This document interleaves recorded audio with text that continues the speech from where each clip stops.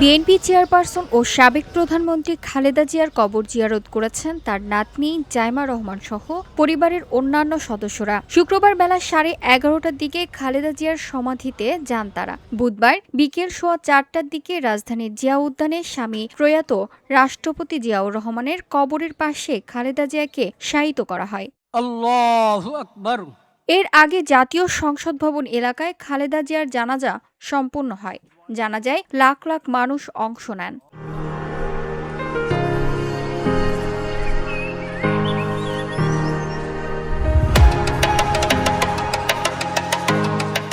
এভারকেয়ার হাসপাতালে ৩৭ দিন ধরে চিকিৎসাধীন থাকার পর মঙ্গলবার সকালে মারা যান বিএনপির চেয়ারপারসন ও সাবেক প্রধানমন্ত্রী বেগম খালেদা জিয়া।